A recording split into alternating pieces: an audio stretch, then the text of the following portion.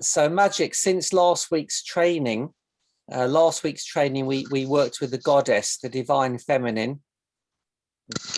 And you worked with your symbol, which was trust. Anything happened for you around trust since last week? Yeah, it actually did happen. Because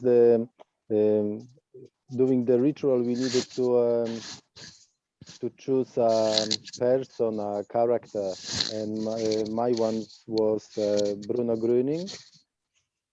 And I've done lots of, so to say, self-awareness processes, and even quite nice ceremony, which helped me to go deeper into that state. And yeah, and I think the thing is that it was like combined with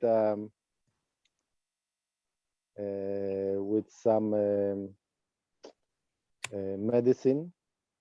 Yes, so it was like a really intense experience, which actually the effects after that somehow gave me the awareness of my energy. Yeah, so simple to say, actually. So at the moment, I just realize how it really feels. And actually, it always felt somehow like that, but now I can recognize it. And because Bruno was also a healer, so somehow I don't know if this was coincidence or not, but I chose him as a person whom I can trust. So, and I think it went quite well. I didn't expect that. I had help by some person who lead me through this process, and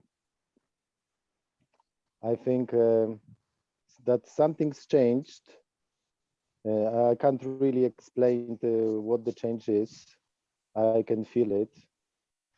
So yeah, so I'm really happy I choose this person. It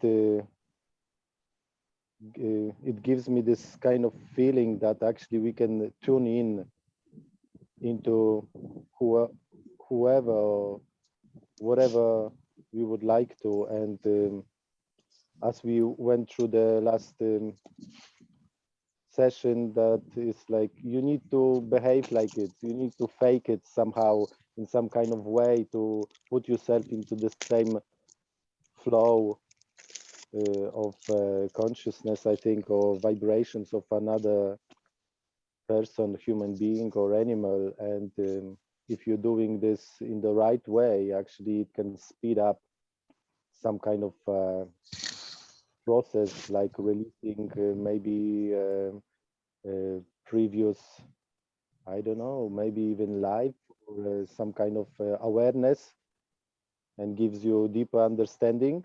And as soon as you will understand, you know what it is, and then you can recognize it. Cool, thank you.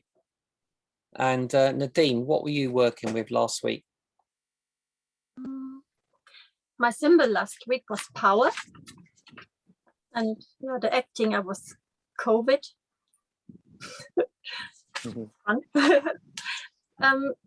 Yeah, actually, like I just thought about it, like what happened this week, and then I thought regarding power, there wasn't too much, but then actually my action was I share my opinions either in Facebook or with friends or in public.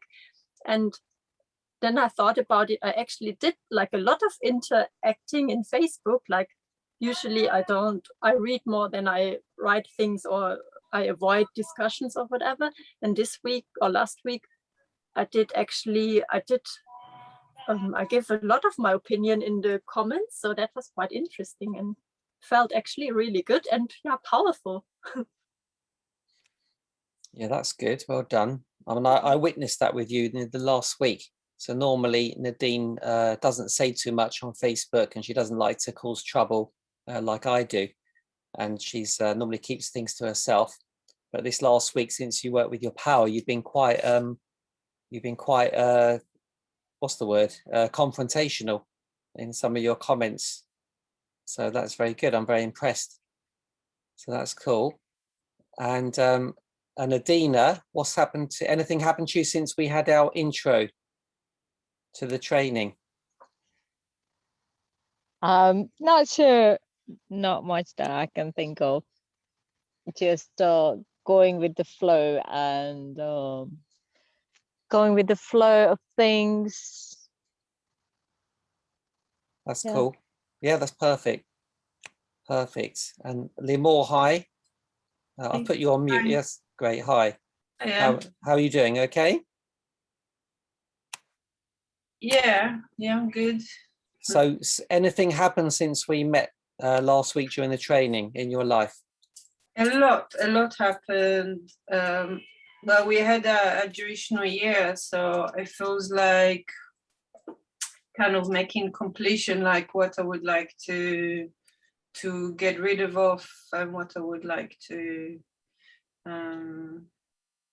have more. So I was more like interested in my energy. How is it feels, because everybody feels my energy, but I don't even know what's my energy feels like. So for me, it was being curious about that, and also kind of about boundaries, like what energy I don't want anymore in my life. So like really putting, like blocking my ex-husband. Actually, I don't know if it's good or not, but I just decided this energy I don't want anymore.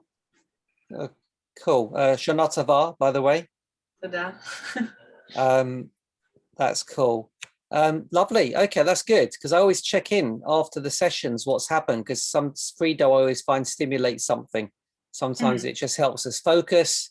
Sometimes it makes us just have more intention and align our energy a little bit. So sometimes it can help direct us. Sometimes it can be very much linked to the word that we're using as well. So what we'll do is we're going to, because I know Adina's only got about half an hour. So what I'm going to do is I'm going to go straight, I'm going to do it different this time,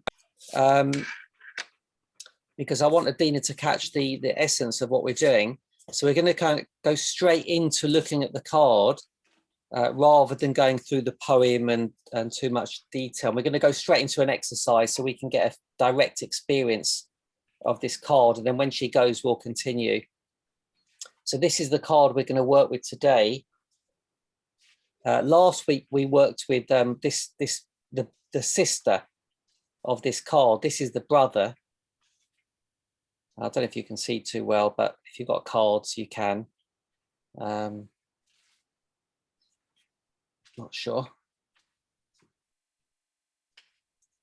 So the sister we worked with was the goddess. That was last week. And this is the brother. This is the divine masculine, or the shadow energy in Frido. Some people might call this energy the devil even, but because it's normally something we don't like or we get triggered by in life. If there's something we're being triggered by or we really don't like, often it's triggering a shadow inside us. And sometimes it's quite weird, because sometimes the more we don't like something, the deeper the shadow it is within ourselves. And sometimes that's really hard to agree on. When we hate something, it's very difficult to recognize that shadow inside ourselves. But the thing is, here's where it's really important, because generally we suppress those shadows inside us. If we don't like someone who's arrogant, or we don't like someone who is selfish, or we don't like someone for different reasons, often it's a shadow that we're also suppressing. We want to ignore that person. We want to get away from them. We want to get away from that energy. And in the shadow work, it's showing us it's something inside us that is resonating with it, that's matching that energy. But it's very hard to accept that. Well, we don't even want to look at it. we often don't recognize these energies in ourselves. I might not like someone who's arrogant, and I would hate to recognize that quality in myself. And that shows me I've got some shadow to look at. So what it's saying, what it's taught me, it's not that I'm going to be arrogant in the same way as I see in the other person. That's the trick, because we generally see that quality as a negative expression. If we see someone who's selfish and we don't like it, it's because they're doing it in a negative way and not a positive way. Or someone who's angry, if we really hate anger, it's normally because we've experienced it in a negative way. And we've never thought of those negative characteristics as being positive, as having value. So through our life, we tend to suppress them and they disappear in our subconscious. And this is generally what happens. But the problem is, like, you know, you might say, well, that's okay. I'll just suppress that anger. I'll get rid of it. Or I'll get rid of the selfishness, or I'll get rid of it. But it doesn't actually get rid of, because it is part of who we are also. And we don't always like to admit it or see that. But that's only because we're not seeing the beauty of it. We're not seeing the other side of it. So we're going to explore that today. We're going to identify one of our shadows and try and see its value, because it's got something really valuable that we can embody, we can bring out of being hidden and suppressed, and actually see and be able to use its power, because it's got power. If it didn't have power, we wouldn't get triggered, you know, by those kind of qualities in other people or whatever, or situations as well. So it's really amazing. And these kind of characters these shadows actually can be fantastic role models. So this card that we're working with is part of the solar plexus family. It's part of the psyche family. It's all to do with our personality and psyche and the different parts of us that make up our psyche. So for example, you know, you might be a mother, you might be you're a child, you could be a brother or a sister, you could be a victim, you could have a part of you that's angry sometimes, a part of you that's loving. So we're made up of all these hundreds or thousands of different parts of our psyche that come out, you know, all the time. Sometimes we're feeling lazy. That's the lazy part that's coming out. Sometimes our motivation comes out. And this is kind of all different parts of our psyche. And it's really important, because those parts of our psyche dictate to us how we look at something, how we view the world. If I'm viewing it through a victim, you know, through my part of myself that's the victim, I'll see everything as a victim would, and I'll react as a victim also. If I view life as a warrior, through my warrior personality, I'll view it in that way. So we've got all these different parts of our psyche that come into play, you know, throughout the day, sometimes for seconds. You know, sometimes we might feel sad or like negative. That's because that part of our psyche has come in. We've kind of embodied it, and we've now become that part of our personality. We're seeing everything as negative or whatever in this way. So it's very, very powerful. If we can kind of master or become more aware of what parts we're embodying at each moment, we can actually use their power. And the problem is, like, when we're feeling, let's say we're feeling angry and we don't like being angry, and we start to fight that causes resistance. You know, so, you know, somebody who's a bit depressed will take maybe tablets, you know, to make them fall asleep, or antidepressants, because they want to get away from that. But what they're doing is they're not valuing or being able to use the power of that sadness, because sadness has a great power. It has a great negative and also a great positive. It's if we can't see the positive, it's because, well, we can't see it, but there is one. And if we can tap into it, we don't need to try and fight it when we're feeling sad, or fight it when we're feeling angry, or fight anything. In fact, we don't want to fight anything. We want to be able to use everything, because we can't get rid of, it's like we can't get rid of our personality or the way we feel and think. I mean, it's part of us. But what we can do is we can get to know it, and we can get to learn how to use those parts. So this is a nice one. I think what we're going to do is we're going to go straight. Again, I would normally go round and we discuss the card a bit more, but I think we're going to dive straight into one of the exercises to directly experience this. So what I want you to do is think of a word, you know, your symbol for today's session.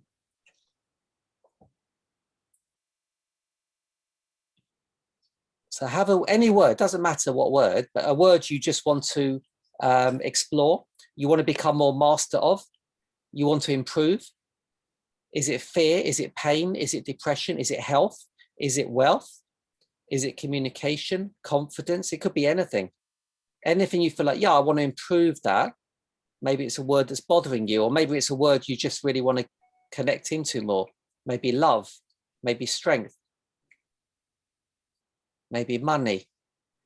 So pick your word for today. Remember, we're doing kind of half journey, half training today. This isn't a normal journey. This is training as well. If you want to do a full journey, we do that another time, but we're giving you it's more training. So think of your word you want to improve. Give yourself a percentage of, are you a master of that word? Do you master that word? And if you're a complete master of it, then it's 100% or high percent. If it controls you more than you control it, or you can't use it, or you can't control it whenever you want, because that's a master. A master could use that word anytime. And you would be in control of that word as well, so to speak. I don't like to use the word control. It's not exactly control.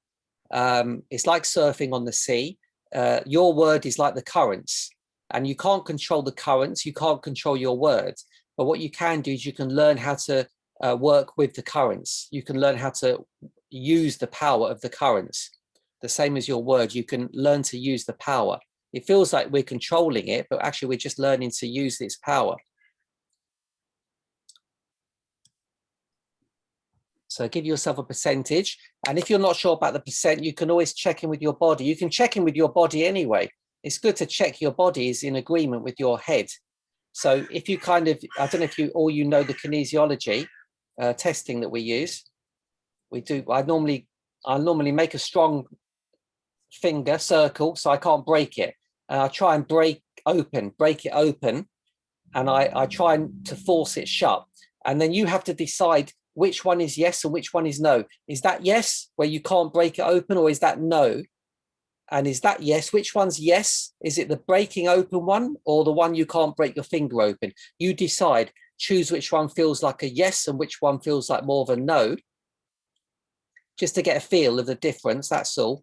And then you can check your percentages by saying, is it 50%? And then try and pull your finger open. Is it 40%? Is it 30? They're very important, the percentages, to get it as close as you can, and also to get agreement with your body and mind as close as you can. I normally find in my experience, if I say 60% from my head and I test it with my body and my body says 70% or 30%, as soon as I feel that in my body, I realize that that's actually the true percentage for me. It just feels right. However you want to do that. So then what you want to do is we're going to go straight into it. You want to find somebody who represents your words for you, right? Who's a really good role model, like a role model, someone who could teach you something about your words, because they're very good. You know, they're good with that word. They use it in their life. Have a think about it. You could think about more than one person. And if you haven't got a person, it could be an object, a thing. If I was working with money, I might use a bank as my thing, my kind of object. Also, it could be somebody who's not alive. It could also be someone who's fictional or non-fictional, like a superhero or God or Jesus or Wonder Woman. So it could be anybody that resonates with your word. You think, wow, I'd like to, live with that person for a day so I can learn from them about this word. They can teach me something. And then write down, if you've got more than one, write them down just as a brainstorm, if there's more than one. And what we're trying to look for here, because we're working with the shadow, you don't have to, but we always try and choose the one you like the least. You might really love all of the people you've chosen or all of the things. That's fine. Choose the one you like the least, or even better, if you can find anyone or anything that you really like less, even dislike, I would say, but don't worry if you can't. It normally shows us if we can't, it's a very, very hidden shadow, because we can't even think of anybody that we don't like who has that quality. So there's always a deep shadow there, but that's okay. It doesn't matter. So whatever you've got. So for example, well, no, I'm going to take us through a little bit of fast training. So what we're going to do is we're going to now tune in to that person or that object that you've chosen. So you want to be acting. This is psychodrama. This exercise is called psychodrama, and it's where we act like our words. Just like an actor is given a role, like you want to be a gangster or you want to be a warrior, a murderer, a healer, and that actor has to try and get into that role and try to think like that character and feel and behave. So that's what you're doing. You're kind of really getting into this acting role now. Try and exaggerate it, because, you know, we're not all professional actors. So we have to pretend, oh, what would it be like to be that word, that character? How would I sit? How would I start to tune into that feeling? Come away from yourself and try and come more into the feelings of the word. You might not like it, I don't know, but don't worry, you're pretending only. So we'll start off with magic. So I'm going to ask you who you are in this psychodrama now. Who am I talking to? I'm not talking to magic, I'm talking to... So you talk to Nikola Tesla. Nikola Tesla. Okay, Yes. Nikola Tesla. Tell me something about yourself. So I am researcher, scientist. I am interested in true connection to the field of energy and consciousness. I am self-aware of my talents, my possibilities. I know that the human potential is much greater than people think, that what is everyone is connected, that the field of energy is surrounding us, and each of us can have access to it. Yeah, that's great, thank you. And Adina, who am I talking to? You're talking to Jesus. Jesus.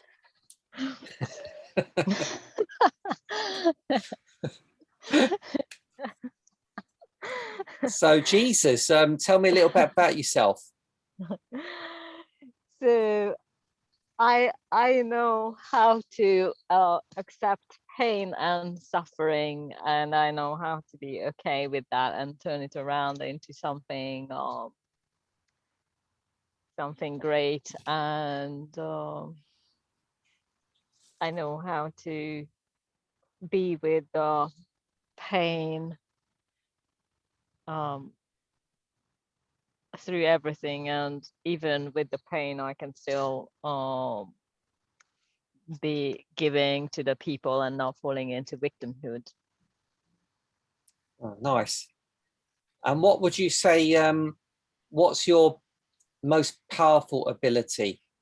What you said or something different, what's your most powerful ability?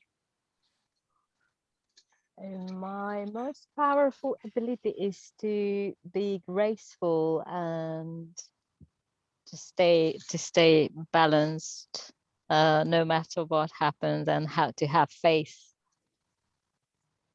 I heard something about you. I heard you were a very great healer. Is that true? Yeah, yeah, even through the suffering and all that I have gone through, I have now superpowers of, to enable to heal others and help others. Okay, that's cool. And I'm gonna ask you, Jesus, what's advice could you give Adina in her life right now? What's the best piece of advice you could give as Jesus? My advice for Adina would be just to have faith and just really follow your purpose. That's nice. And what else would you like to say to Adina? You just trust yourself and know that there will always be another day and there will always be another tomorrow. And that all happens for the best. Cool. And I'm going to ask you again, Jesus, because this is how we're doing it in the training. We keep on asking if there's any more, what more advice would you give Adina until you kind of say, no, you're done. Because sometimes by re-asking, something new appears until you're sure that's definitely it. So I'll ask you again, is what other advice would you like to give to Adina for you to check in?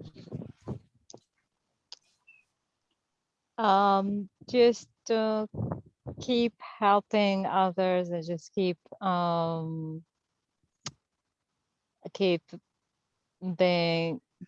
being giving to others, and don't let yourself fall off the path, no matter what negatives come up. Just focus on love and just accept the pain and everything else. Okay, thank you. And I'll ask again, what other advice would you like to give?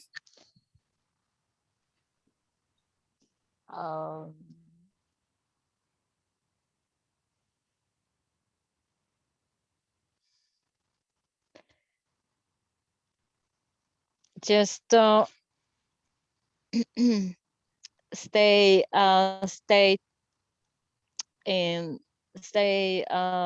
just trust yourself and just trust the process that all is going in the direction that it has to be going, and don't let yourself be turned away from your purpose and from simply living one day at a time.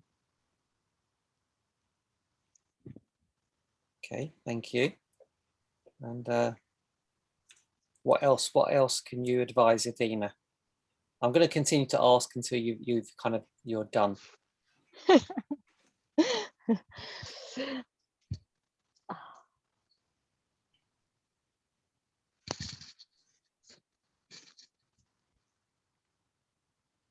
I think I'm done. For now. Okay, that's cool. Yeah, for now. For now, So yeah. The thing is, you can do this on your own as well. You can even go into these roles and question yourself. On the template, there are some questions, which is on the website, on the training link that I sent you all.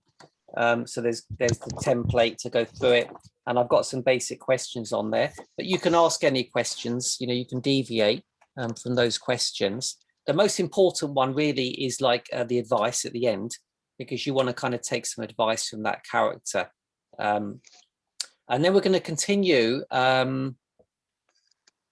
me just think. Can I ask a question? Sure. Is this only for this card, or do you do this for all the cards? Or this is only for this journey? So psychodrama, we do with the space card as well, the sister, the goddess, the divine feminine. So we do the opposite. We look at something beautiful, so a beautiful role model, something we love. So it's a bit different. And then the elements card as well. The elements is the mother and father of both these cards.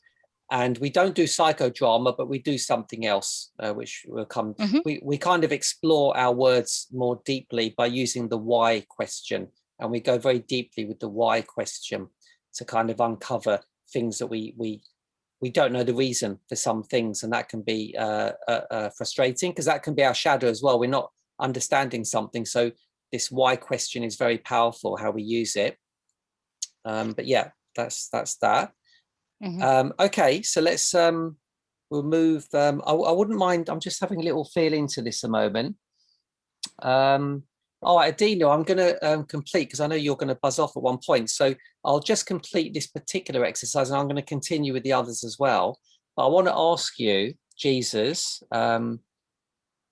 if you come back to Adina now, so only you, everyone else stay in their roles, and Jesus, come back to Adina.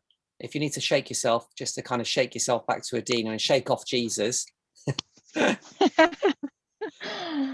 I'm curious now, what did you take from that experience? So I just need to have a deeper trust in actually what Jesus says directly as well, because he does say that. And so that, just have faith in everything, just have faith, just to have faith in that everything unfolds as it's supposed to unfold, and pain is there to come and go, and things change, and there is sometimes pain, and there is sometimes it comes and goes, and to accept the pain, to transform it. And thank you for that. And what would be your affirmation, your learning affirmation? If you could create a small affirmation, like 3 words as an affirmation, what you've learnt, like what you've learnt.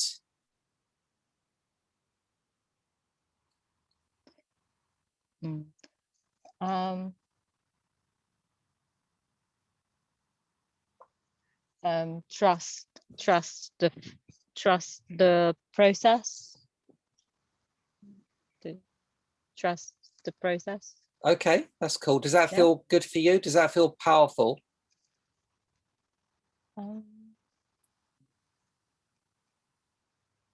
Yeah. Okay, because that's what what you're doing with the affirmation is you're getting your brain to believe that. It's almost like your brain believes it. Trust the process. Trust the process. It's getting the mind to actually believe that first, and then that's really powerful.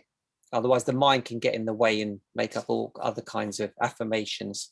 So that's great. And then, what's your symbol that you were working with today? It was pain. Was pain. And what one action can you go and do in your life to demonstrate your affirmation? Trust the process. What can you do to trust the process?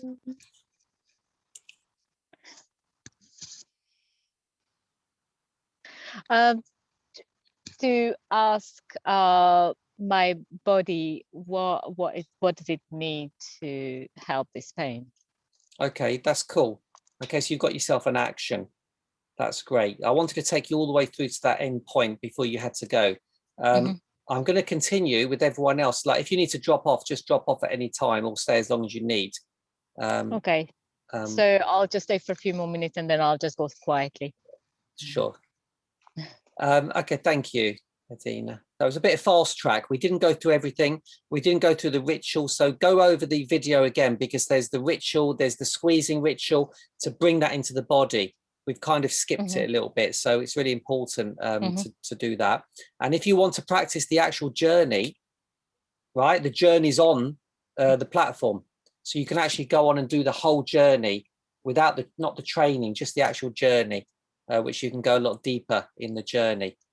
And that you can either find that on Free Play on the website, or the training template that we gave you, the template page, it's got it on there. So who else? Limor, Yeah. Who am I talking to? Ariana. Ariana. So what's the symbol that Limor is working with today? Order. Order. Hmm. Okay. So Ariana, tell me a bit about yourself. I'm from another galaxy called what's it called? I forgot my name of the galaxy. It's a secret, can't tell you, but it's another galaxy. Okay, cool. Yeah. And yeah, tell me about you. What's your thing? What do you do? So why has she chosen you? Oh, because I come to help her when she need to complete things. She's not very good in completing things, so I'm just like, I come to help her too. I'm like I'm here like a genie in a bottle. I just come and I'm really on tasks. You know, I'm focused and I'm. That's cool. And Yeah. what advice would you give Limor? What's the best piece of advice you can give her? I think you should get a piece of paper and just write the things that she wants to do and the time, like a schedule, daily schedule. Yeah. Do you think that would work for her? Do you think she could do that? I think at the beginning, she will argue and she will be like, she tried to rebel and maybe do the different order, but at least she's got the time and the schedule, and then she can, it will be a good frame of work for her to get her mind to focus. Oh, that's cool. Is there anything you'd like to share with her? What do you mean? Can you I don't know. Is there anything she needs to hear right now? Anything else she needs to hear? Yeah, she's on the right path and she's doing everything she's supposed to do, and she's progressing well. Okay, that's nice. Thank you. And who are we talking to? Nadine, who are you? I'm the Joker. Oh, the Joker. Yes. Okay. So tell me a little bit about yourself. Why does Nadine, does she like you?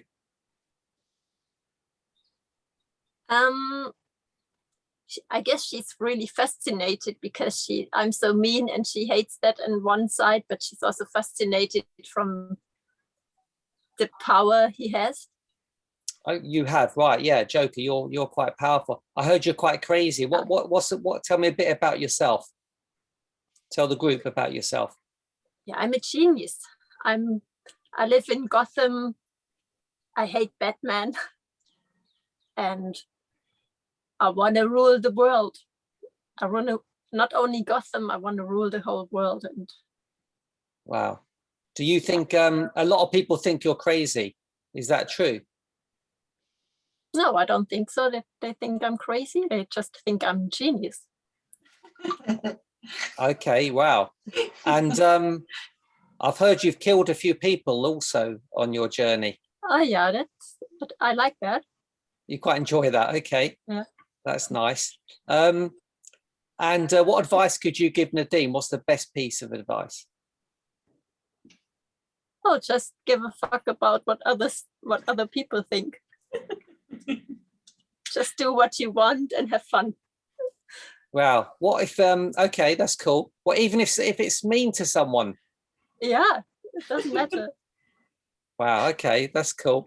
What, just to get what you want, is it, or having fun? I didn't quite get that. Is it to just achieve your goals, or no, just having fun. having? Okay, yeah. cool. And what other advice could you give Nadine?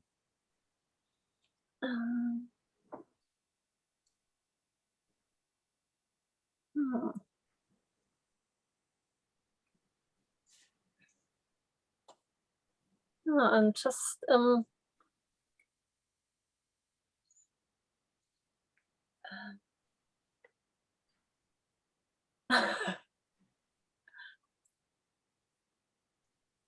difficult. Yeah, you got nothing to say to her. I switch now back. Oh no, go back to the Joker. Joker, what's the Joker got to say? Is there any last words you want to share with Nadine before you go?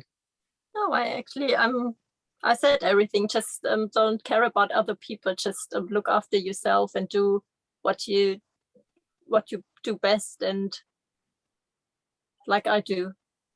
Okay, that's cool. Oh, thanks, Joker. That's nice. Good to hear from you. So, you know, rather than going deeper now, we're going to come, well, no, we're going to stay in our roles because we're going to go into a body exercise while we're still in our roles. And it's a squeezing exercise that we use. So while you're in your role model, acting like that character, just start to kind of stiffen your body. We use stiffen here because this is density, this card, which is the energy of density is stiff, you know, it's contracting. It's kind of stiff. It's not space. It's the opposite of space. Space is the goddess card. This is the opposite. This is where there's no space. Everything's constricting and stiff and doesn't move. It's like a brick or a mountain. So that's got the density energy. So just start to stiffen your body, like make it more dense. It feels a bit weird because normally we want to have space, but this is kind of going more in to the body. By actually stiffening the body, we're bringing our tension in more. Usually we're trying to relax, aren't we? We don't want constriction or contraction, but actually we want it in this exercise because we're doing it consciously. Because we want to go into our muscles, into our body organs. So we're stiffening the body, like give it a nice stiffen, different parts of the body. And while you're stiffening, try and act like your character. Just have a look around, keep stiff as possible, but have a look around you, you know, move your body a bit, but keep it stiff as possible while you're acting as your character. So it's a bit weird sensation. You're trying to keep stiff, but also be your character and just have a look around. If you want to stand up or sit down, just to experience what it's like, this kind of energy. It feels really weird, but the idea is we're going in to our body. We're going in to connect to that character, that part of our psyche. And stiffness is amazing because it's also slow. You can't go fast when your body's stiffening. It's very hard to move fast, so it slows everything down. It brings our attention right into the present, in fact. Sometimes pain is uncomfortable because it's contraction, and it brings us into the now. We can't even think when we're in pain. You know, we can't move. But we try and fight it rather than go into it. It's not so bad when we can go into something. When someone's giving birth, they often go into the pain, you know, go breathe into it. So we're going into it now. We're finding it through stiffening of the muscles while connecting to our character, because we want to feel that character inside our body while we're doing this. That's why we're connecting to our character at the same time. It might feel weird, especially if you don't like the character you've chosen. Then it can feel really weird and uncomfortable sometimes. But then there's a point sometimes where you feel really good. It changes it. It only feels uncomfortable if it's a deep shadow and we really don't like it. If we like it, it feels comfortable. But even if we don't like it, the more we practice this technique, it becomes more comfortable because we get used to it. It feels more comfortable and we start to accept it.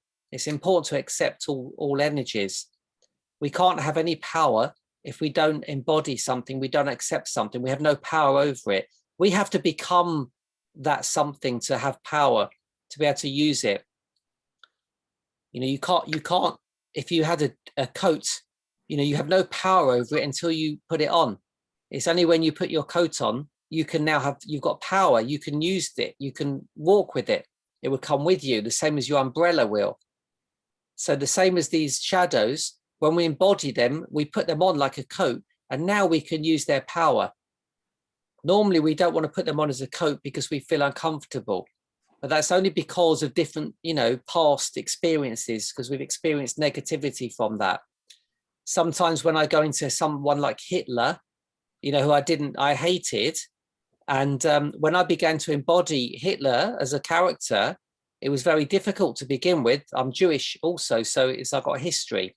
So it was very difficult. But by doing that, I could use his power. I got to understand his power, in fact. And I could now use that same power, but to do good things, to do things I want to do. I mean, imagine if, like, you know, if Hitler was, let's say, he was really cool and good, and he could kind of maybe stop, you know, the crazy people doing evil things, because he's got that power. He could do that. He could gather a whole army and come down on all those bad people. It's a shame he didn't, because that would have been really cool. So working with the shadows can be challenging. If you've picked a nice shadow, someone you quite like, then there's other shadows you've avoided unconsciously. Have a think about that for a moment. We'll talk about that in a minute. I never push anybody to pick someone they really hate to begin with, because it's too challenging usually, so it doesn't matter. But gradually, as we're working with it, you'll start to feel more comfortable working with deeper shadows. They'll start to reveal themselves, because what will happen is they'll start to be more comfortable that you're going to embody them, embrace them, welcome them, instead of fight them. So anyway, come out of the embodiment, the squeezing and the stiffening now, and you can come back to yourself now. Give yourself a shake off your character. And we'll just do a small sharing of so far where we are. So Magic, you want to start? Do you want to start a share? So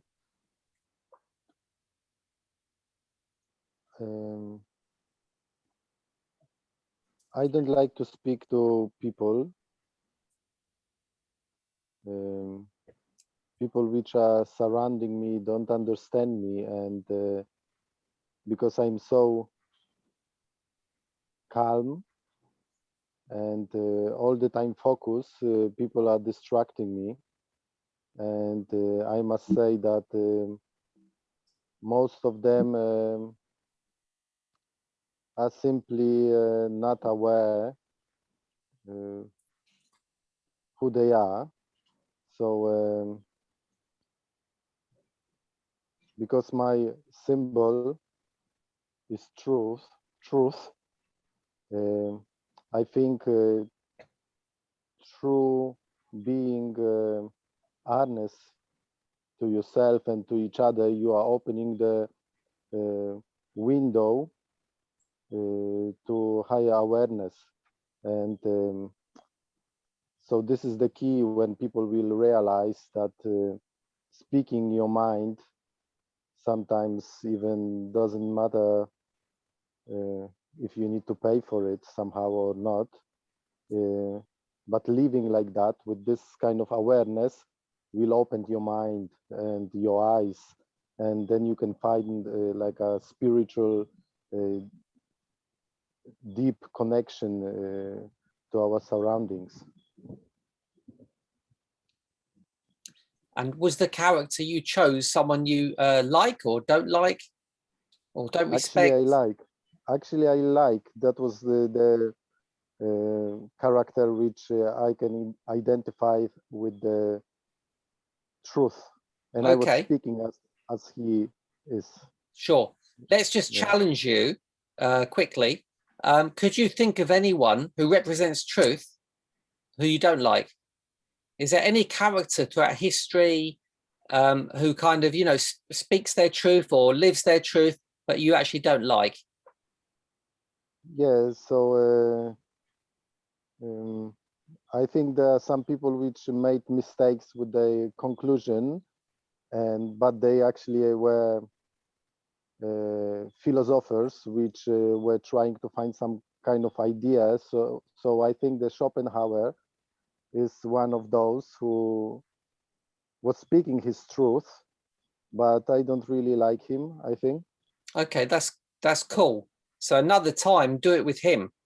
The worse you like the person, the more you'll get out of it, you'll see.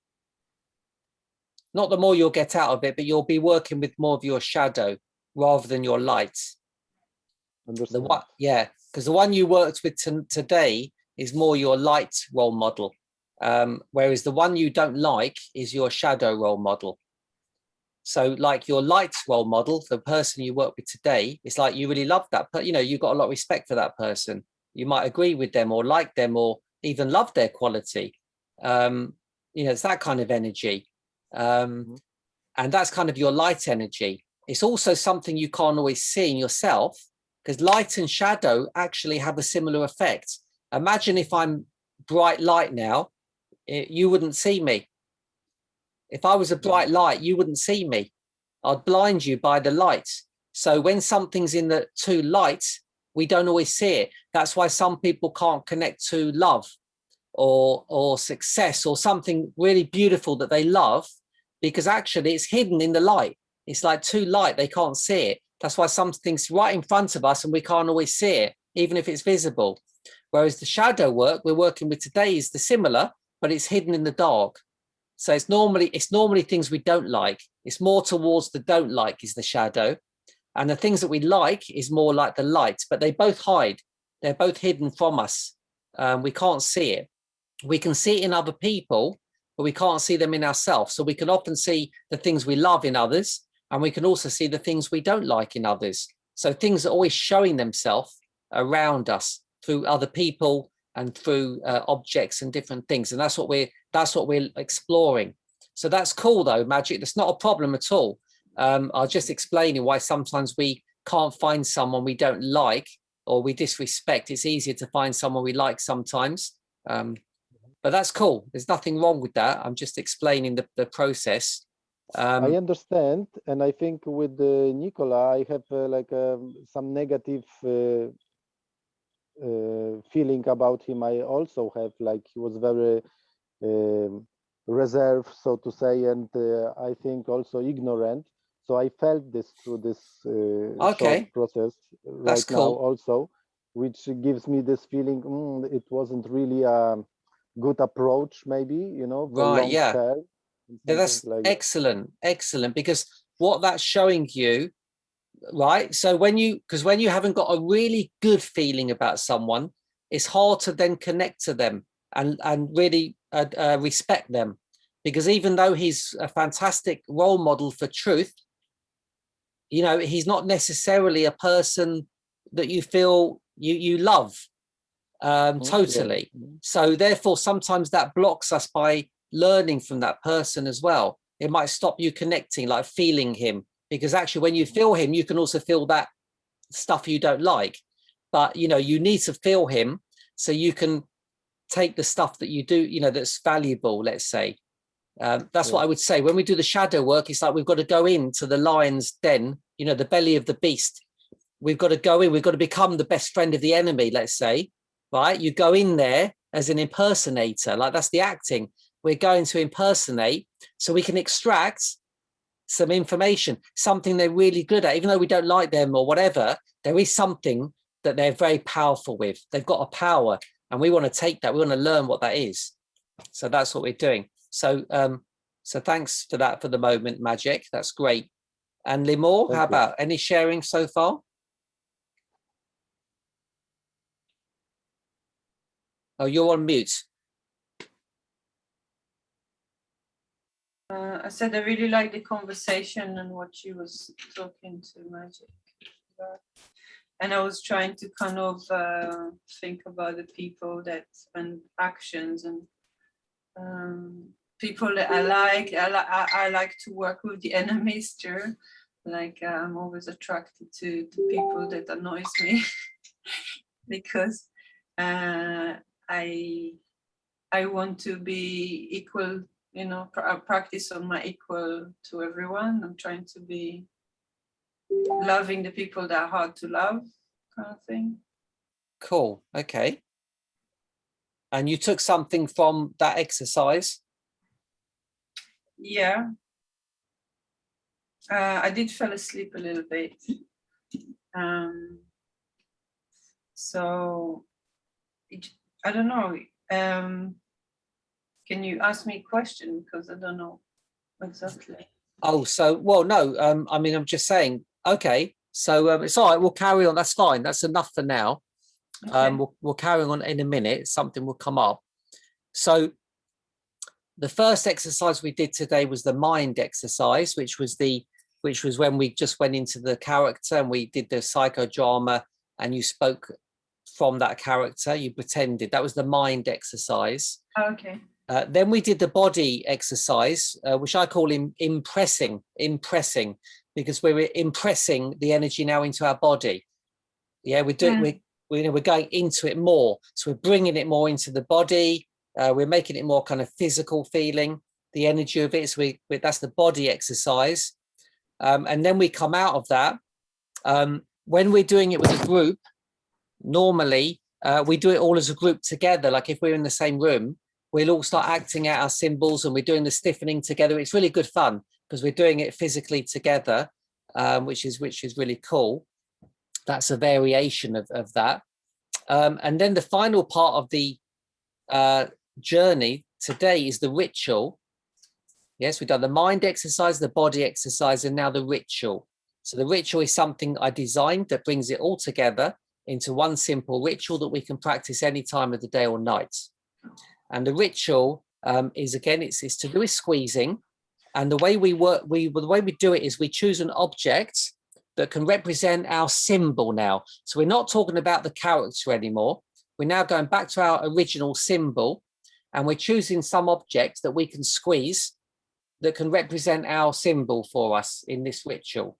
So choose anything you want. It could be your T-shirt. It could be, it could be something around you. It could be a pen. It doesn't matter really. For some people, it matters. They want to pick something that really represents their symbol for them. And that's cool as well. But you don't have to, because as soon as you say this is representing my symbol, it is. And then what we're doing is we're practicing the reason we choose an object in a lot of the rituals or exercises is because it's easier to practice externally on something first when we're dealing with symbols, because symbols are very complex. They're within us. So it's hard to sometimes go straight into embody our symbol. And that's what we're trying to do here. We're trying to practice always embodying our symbol. That is what we're always trying to do in Frido, whether it's anger, whether it's depression, whether it's joy, whether it's love. It's always about embodying. It's saying, hey, I'm going to be 100% my symbol now, because even with the negative symbols, as some of you already know, they're powerful. And when we embody them, we own them in many ways. We know how to use them. When you embody it, you become one with it. Suddenly, your depression isn't what it was. It's not taking over you because you've embodied it. Your depression now is with you. You can work with it. And when we embody something fully, we can understand and feel both sides of our symbol, which is always 50% negative and 50% positive. They've got both negative and positive polarity. So when we embody it, we can actually embody both of those sides and use them how we want. We can use the negative. Sometimes we might use the negative side. For example, pain. If I embody pain, I can use the negative side of pain and give somebody else pain. It's negative. That's the negative of pain. But I can give it to someone, maybe like Hitler, or someone I don't like, or someone who needs to feel some pain because they need to stop what they're doing. So I'm using the negative of pain. Pain doesn't mind, it's happy to be used, just wants to be used. Or I might use the positive of pain and have an early night every night, or look after my body. I might use the positive of pain that's telling me to take care of myself, or do weight training where I need some pain, to actually go through build more muscle. So I might use the positive, but the ultimate is always embodiment. When we can't embody it, it just means we're not able to, that's all, because we're not understanding something or we're not being able to embody it. So with the ritual, it's always about the practice of embodiment. So we begin with an object and we just start to squeeze. This is a squeezing ritual. So just start to squeeze it. Imagine you're squeezing your symbol.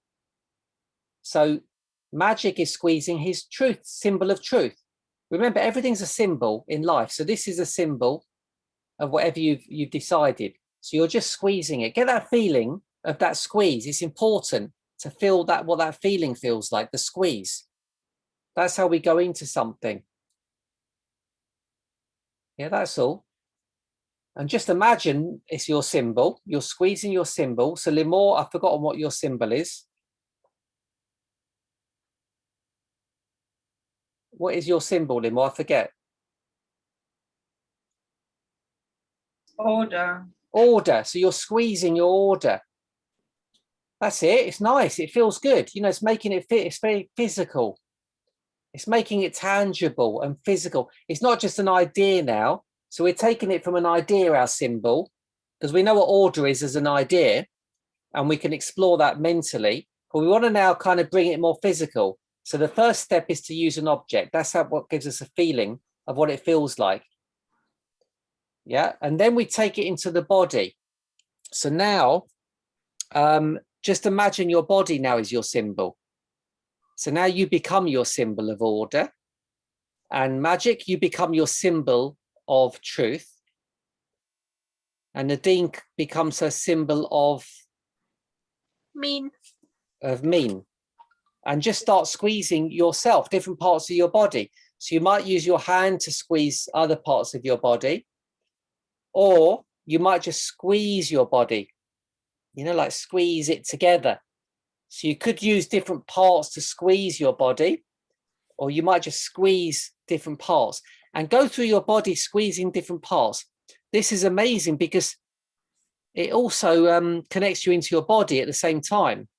Actually, you know, it's really good. It's the motion of squeezing. If you squeeze a sponge that's full of shit, the shit comes out of the sponge. So when you're squeezing, you're actually squeezing toxins and that negative energy out of your body. That's also a beautiful thing about the squeezing. So irrelevant, even if you're not using your symbol to do this with, just the squeezing itself is amazingly powerful by releasing shadow energy or negative energy or toxic energy. On a physical level, it does the same thing. You're releasing, you squeeze a muscle and it will release toxins out of it. Yeah, and go through your body, just trying to squeeze different parts of your body. And the most challenging is to squeeze your body organs. When was the last time, you know, you can squeeze your hand, but when was the last time you squeezed your heart or your liver or your intestines or your colon or your pancreas? So again, it's a really good practice. All the Free-Do rituals are really practices for us to get more in connection with our body and to strengthen our whole body, which is made up of every part of our body, our organs especially, because we can't see them. So try and go into your different organs. You might not have ever done it before. You might not even know what it feels like because you've never squeezed your own heart, right? It's really weird. Or your own intestines or colon, liver, kidneys, bladder. People get illness is because it becomes stagnant. You know, the body organs become stagnant, the same as a muscle. If we stop using the muscles, they become stiff.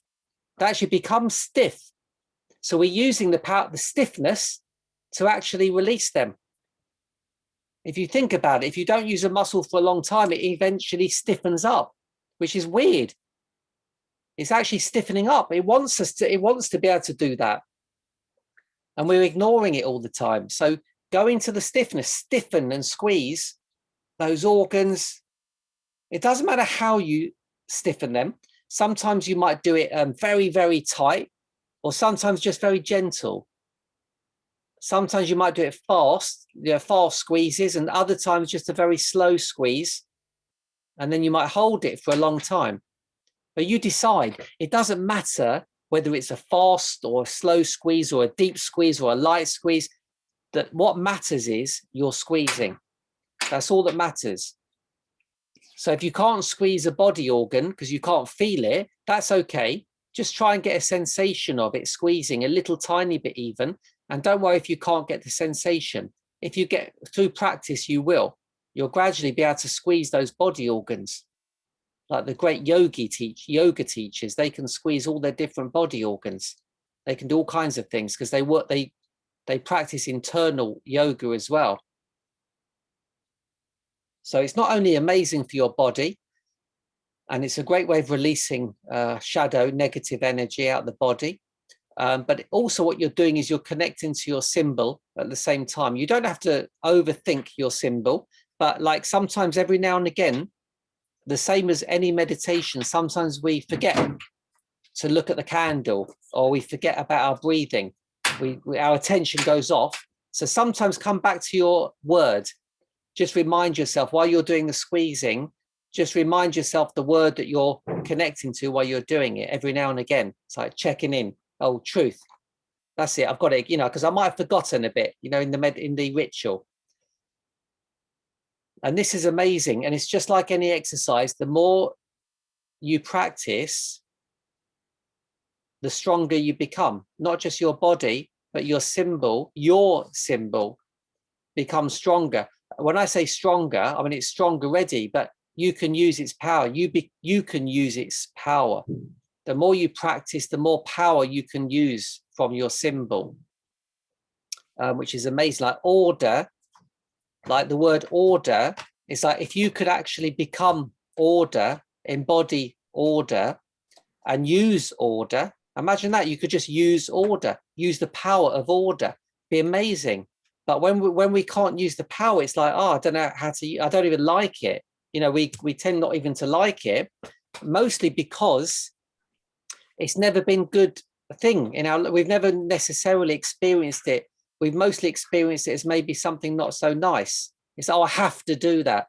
My job, I have to put things in order. I've got to get up in the morning. I've got to go to school. Everything's a bloody order, and not everyone wants to do things in order.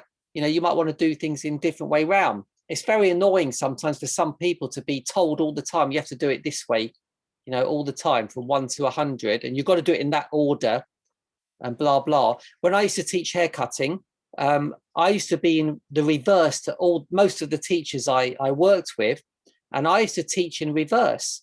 And most people teaching hair cutting do it the same way. They start at the bottom, they take a section, and they start going in an order, up the head, then this one, then this one, then this one.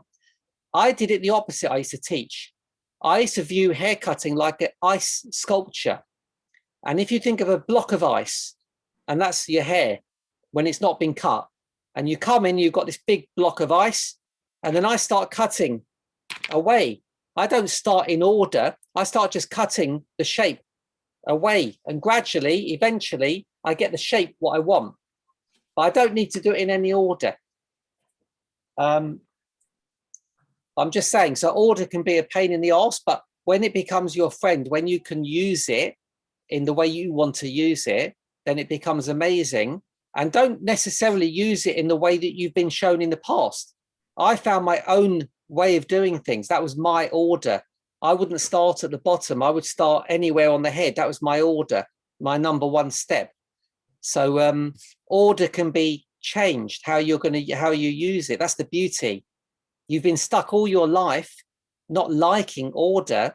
That's because you haven't used it in the way you want to use it. Find your own way. You could do things in backwards, back to front, or random order. That's still an order, random order. Still has an order to it. Everything has an order to it, in fact. It's just that humans have said, no, this is order. In fact, everything can be an order. Everything's an order. Everything is 1, 2, 3, 4, 5, 6 in some way. Even if it's 5, 4, 10, 9, there's an order. So have a think about what you've one learning from this journey today for you. So you're training and learning at the same time in this training. So what have you learnt for yourself? What's the one key learning you feel like you have learnt?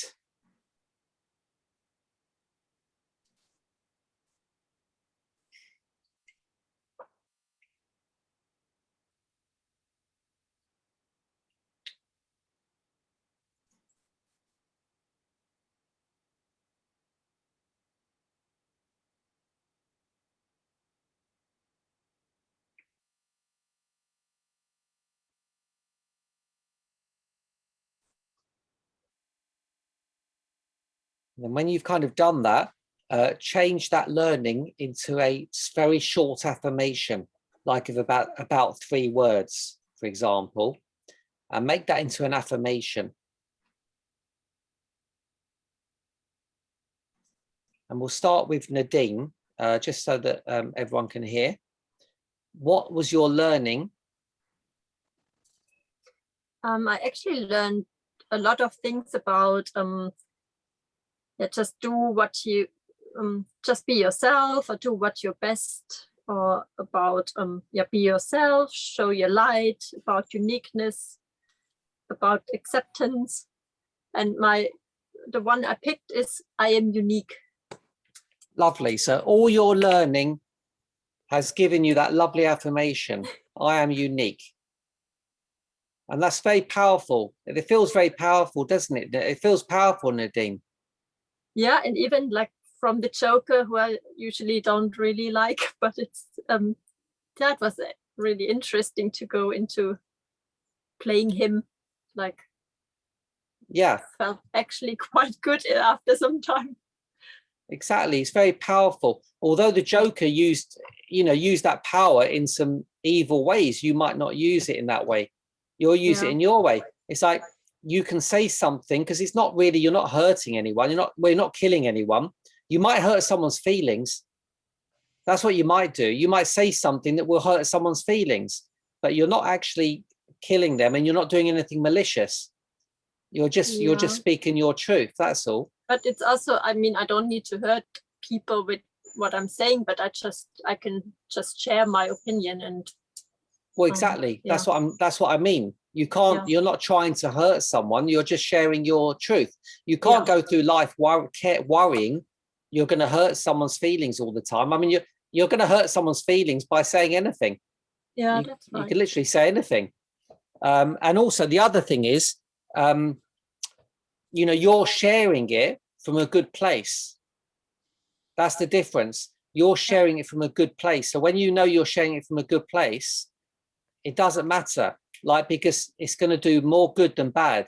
The people that you help through your sharing will be worth it, because the people that don't like what you've got to share, it doesn't matter. You're not hurting those people either. You're actually saying it not to hurt, that you're saying it to help people who want to listen, who are interested. I often get slagged off, as you know, on Facebook a lot, and I never ever mind. I don't ever care. It's not I don't care. I don't mind, because I understand that people will always not like some of my opinions because they're so strong-headed, and I don't mind. It's like not my problem. If you're triggered by my comment, it's more about you than about me. It's something that's triggered you or that person rather than me, because maybe they're not looking at it in the same way I am. When I say that comment, I'm not doing it from a malicious viewpoint. I'm doing it because I think it's some kind of value. You might not agree with it. You might not, whatever, but I'm doing it from a good place where I think it can be understood. But some people might be triggered by that, of course. They'll be very triggered because my viewpoints can be super strong. And some people say, well, why don't you speak about all the viewpoints? Well, you can't speak about every viewpoint in one comment. You have to choose your viewpoints each time. And I just choose one. And I don't mind triggering people because I feel like it actually is helpful somewhere along the line.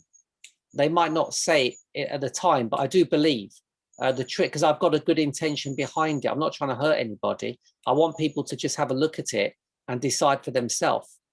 So that's great, Nads. Really good, very powerful. You speak your truth. Don't worry. You never do anything with malice anyway. I know you don't.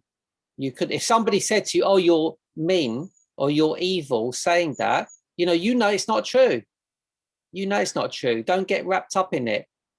It's more about them, isn't it? It's like, oh, maybe you might be interested why they're saying that. It's like, oh, why are you saying? Why do you feel like that? It helped them explore why they've said that. It's only when we get triggered, it's about us. If that triggers you, then it is about you. If you're triggered by those people saying you're horrible, then that's something you need to look at yourself. Why am I being triggered? And now maybe you're learning about it. You're being triggered because you think maybe it's being mean, maybe you're hurting them, maybe it's not helping them. So anyway, this kind of thing. And then you eventually start to have more faith in what you're saying. You're not telling people they have to listen to you. You're just sharing your feelings and viewpoints. That's all. No one has to listen to you, but you're offering it. You're offering a viewpoint, or you're offering some words. If they want to take them, that's up to them. How they use them is up to them. And you know, as you know, my mother is constantly telling me. She blocked me off Facebook last week. Yeah, because she just couldn't handle my threads anymore, and the family were embarrassed, and all her friends. So I said, that's okay. This doesn't matter. You know, she's always going on to me about not saying that. I said, no, I'll zip it. I won't say anything. I'll just say, how's the weather, and post holiday pictures. That would make her happier. I said, Mum, you know me, I'm never going to change. Anyway, she blocked me. And meanwhile, she said, oh, I liked your post the other day. I said, I thought you blocked me. She goes, well, I have, but I keep on checking it every day still. I said, you might as well not block me. Anyway, there we go. So yeah, Magic, what's your learning affirmation?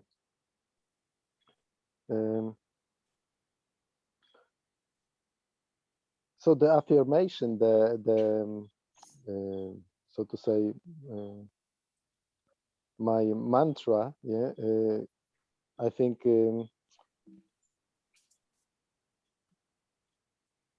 is truth is what it is. So there is no we can't really describe it. And through the squeezing exercise, it gave me thoughts about that the truth will be revealed anyway. Maybe not in your lifetime, but it will be. So it doesn't matter if you will try to suppress it, to hide, and don't talk about it. Eventually, it will come out. And but actually, this exercises was more about the truth from my perspective, not from outside sources. So just by speaking the truth, you are eventually you can become like yourself, because you are behaving really as you are. You don't really hide anything from anyone. So eventually some kind of your natural character resonates with yourself, and you have nothing to hide. You are just yourself, and this is the beauty in that. And it doesn't matter if someone will say to you even, oh, you are negative person or ignorant or something like that, because you are yourself and you are speaking your thoughts, and this is opening you to some kind of different flow. Yeah, so you don't have any resistance. Is that so when you said the truth is what it is it the truth, or is it my truth? No, this is that truth. My truth is my truth. So, but the thing is that I'm being honest with what I do, and I have nothing to hide. So because I'm speaking about everything, I'm making mistakes. People can adjust to that, and I can reflect, so to say, seeing myself, and then became who I'm really are. If I will hide this, I can't really see the results from outside sources to tell me who I really am. Yeah. Are you also saying, when you say the truth, are you saying that is the truth for everyone? This is some kind of like a universal truth. So we can make assumptions about the reality, about the surroundings, but this is only because of our perceptions. But something is there which is the truth for each of us. So we can just like connect maybe and have like a moment of bliss, and this understanding will come. But the truth is there, and always was and always will be, so to say. Okay, that's interesting. I could have a whole conversation with you about that, the truth. I've got lots of viewpoints, but that's very cool. That's very interesting. That's good. You learned, discovered something, or validated. Okay, that's great. And what about Libor? My key learning I think it's similar to Nadine, about it's good to talk about things without to worry about morals. Affirmation is I communicate openly. That's nice. That feels nice. Feels good, right? That affirmation felt good to me. Yeah, it feels it's a kind of a release in a way, like instead of being structured to fit some morals you don't even know what they are, you can just kind of let it go and just like, this is what I feel, and because it comes from me, it's from a place of truth, just to kind of connect to everybody.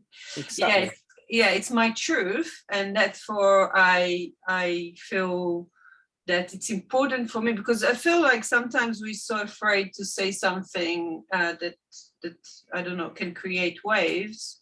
So we kind of try to find the words to fit. But I think if we're more connected to what feels true to us, that can connect to everyone in a way. That's nice. I like it a lot.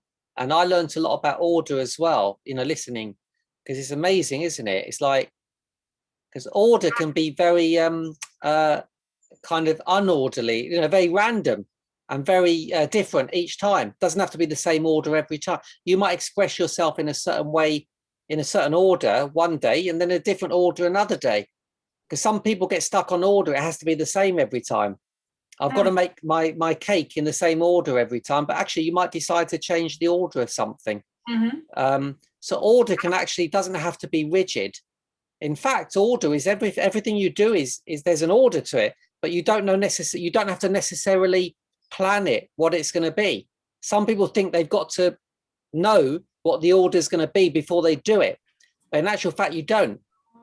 Okay. Like our whole conversation today, we haven't planned the order of it. It's just happened, but the order's just naturally happened. There's been an order to it. When you look back, you'll see there's an order. It's like, but we didn't have to think about it, what it was going to be, because there's always an order. There's always going to be an order to something. You can't do everything at the same time. One thing has to go after the other to go after the other. So it's amazing. Yeah, I think for me, it's like I worry sometimes before I get out of bed that I need to plan how I'm going to do the day. And I think if I just like do the first thing that I want to do, instead of worrying about, organizing my life, first thing in the morning, I think it would be a bit easier. Yeah, maybe get out of bed, just that action of like getting out of bed. Yeah, maybe maybe to experiment. Maybe when you go to bed at night, list the order of things you did that day. Kind of have a look at what order they ended up in. Oh, okay. Yeah, it might be you might not need to think ahead. Maybe just review afterwards. Yeah, just have a look at it.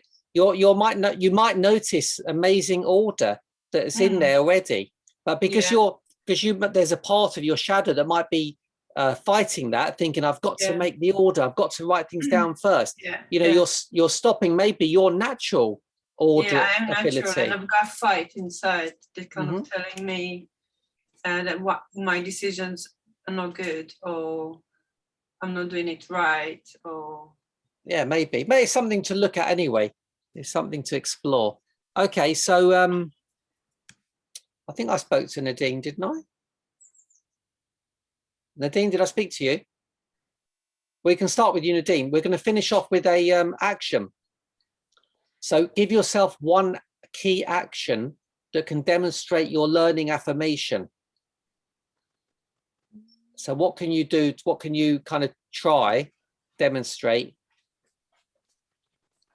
and test? I think what I did so the last week, where I just shared my opinion on Facebook, I mean, yeah, Facebook that's probably a good thing to start.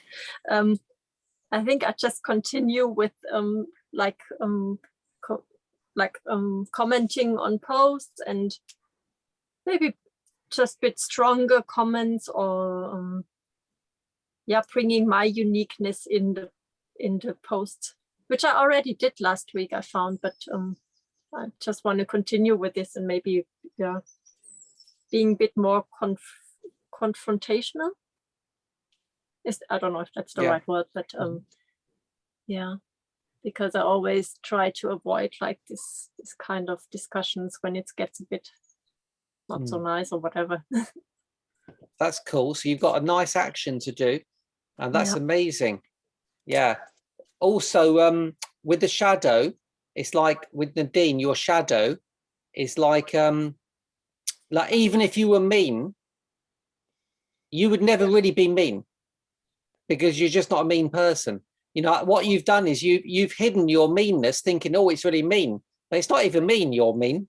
When you're sometimes mean to me, or you think you're mean, and I joke, it's not really mean. It's like really like not at all. So I think what I'm saying is, don't like us when you're being mean. You think it's really mean, but most people won't perceive it as being that mean. And you stop yourself expressing that part of you because you think it's just too mean. People would think you're so horrible, but in actual fact, it's not actually. You think it's being that mean, but it isn't. If I said something mean, it would probably be quite mean on Facebook. Whereas if you said it, it wouldn't be that mean. It would just be like more truthful without offending anyone. Probably, I would guess. Yeah, that's nice. Anyway, yeah, okay. And Magic, what's your test you're going to give yourself?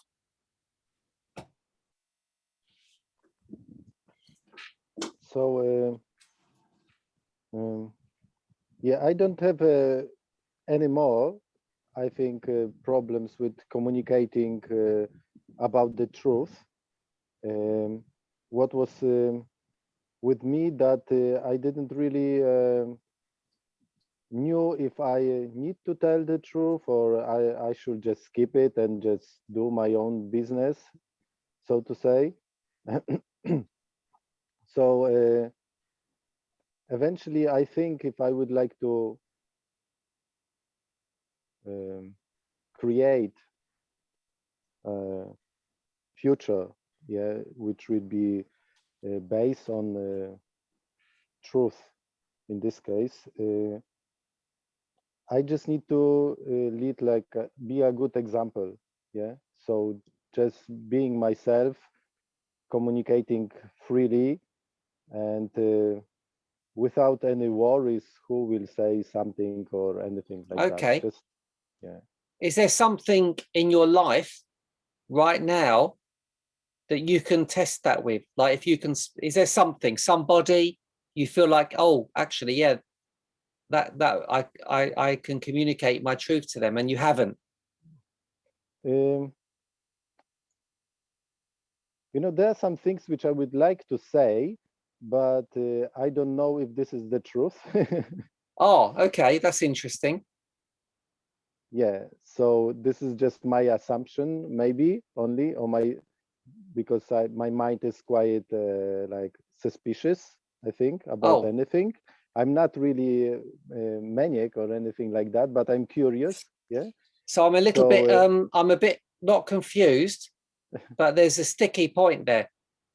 There's a sticky point you've just mentioned, because on one hand you're kind of talking about the truth is what it is. Mm-hmm. Now you're kind of saying you're kind of deciding, is that really the truth? Mm-hmm. Is that really being you? You're almost like you're going back to your shadow, to your shadow's doubting you. Maybe there's a part of you that's saying that's not your truth, that's not you, because that's what you just said to me. You're doubting, you're saying, oh, I'm not sure really if that is really coming from is the truth, or it's just my perception. Like, is it the truth or is it not the truth? How do you know the difference? I will base this on kind of my feelings or instinct. which gives me this feeling that something is wrong here, you know. Okay, so I want to share something and you can take it or leave it or do what you want with it. But what I'm sensing, to be myself is just to be myself. If I want to say something and I might not, I'm not sure if it's nice thing, or I'm not sure if it, I wouldn't be not sure if it's the truth, you see, because it's being me. If that's being me, that's part of me. Whether I think it's my perception or not, whether I think that it's the truth for that person or not, I know it's my truth because it's me.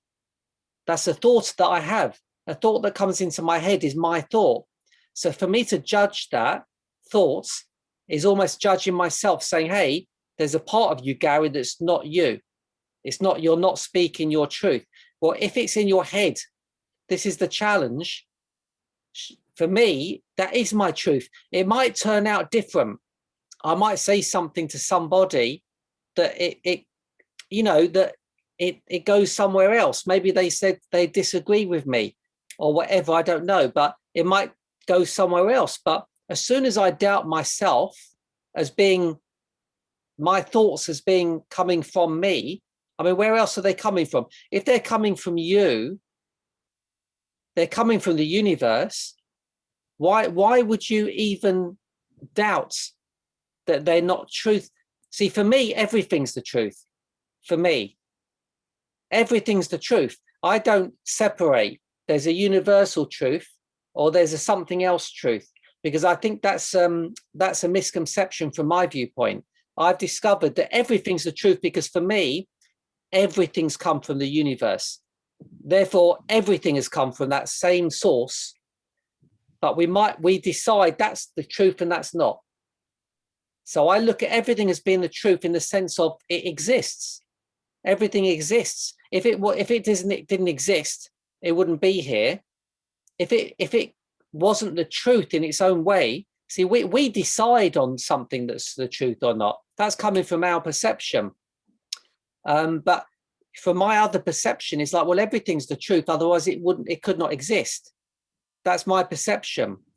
That's how I feel. So I always feel like if something comes from you, it's the truth. Now, the problem with that idea is that you might decide, well, if it's coming from my personality or coming from my ego, I always like that word.